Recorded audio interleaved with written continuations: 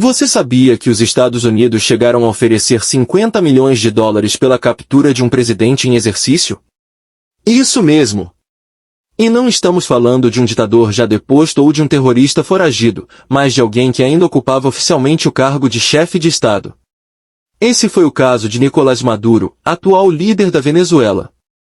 Mas afinal, por que os Estados Unidos tomaram uma atitude tão extrema?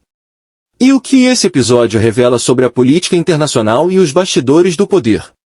Hoje vamos mergulhar nesse caso cheio de curiosidades, polêmicas e muitas controvérsias. Maduro assumiu a presidência em 2013, logo após a morte de Hugo Chávez, o homem que havia dominado a política venezuelana por mais de uma década.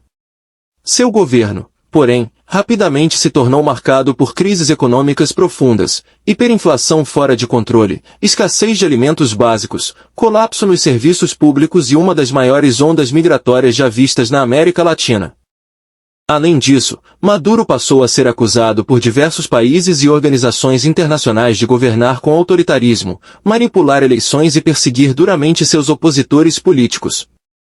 A Venezuela, que já foi considerada uma potência energética e um dos países mais ricos da região graças ao petróleo, mergulhou em um verdadeiro colapso social, político e econômico. Em março de 2020, a situação ganhou um novo capítulo. O Departamento de Justiça dos Estados Unidos acusou Maduro e vários de seus aliados mais próximos de integrarem uma rede internacional de narcotráfico, conhecida como Cartel de Los Soles.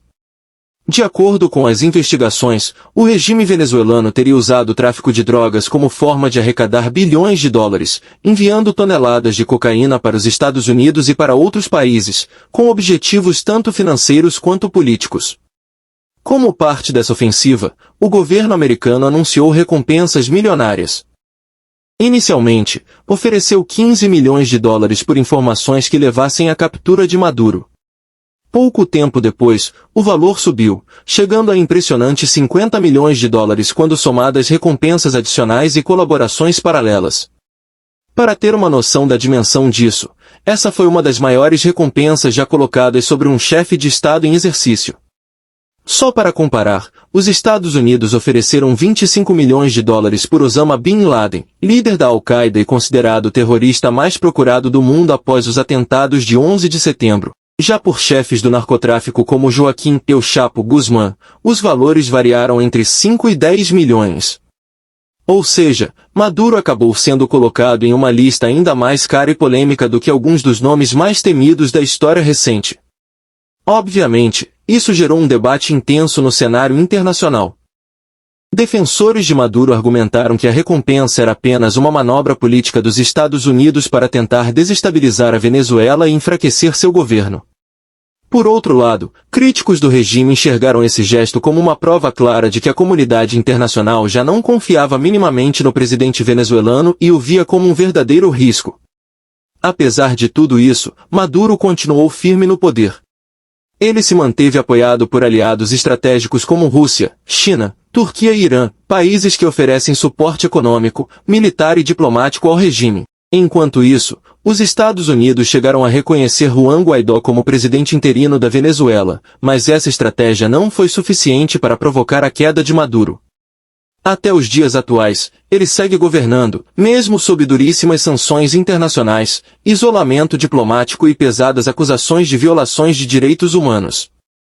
E o mais curioso, mesmo com uma recompensa de 50 milhões de dólares pela sua captura, ninguém entregou Maduro. Isso mostra que, na prática, a política internacional não se resume a cifras milionárias. Derrubar ou capturar um presidente em exercício envolve muito mais do que dinheiro, passa por alianças geopolíticas, interesses militares e pela força real que um governante mantém dentro e fora de seu país. E essa foi a curiosidade de hoje. Os Estados Unidos chegaram a oferecer mais de 50 milhões de dólares pela captura de Nicolás Maduro, mas até agora ele segue firme no poder. E aí, o que você acha? Será que essa recompensa um dia vai ser reclamada? Deixe sua opinião nos comentários e não esqueça, se inscreva no canal e ative o sininho para não perder mais curiosidades do mundo.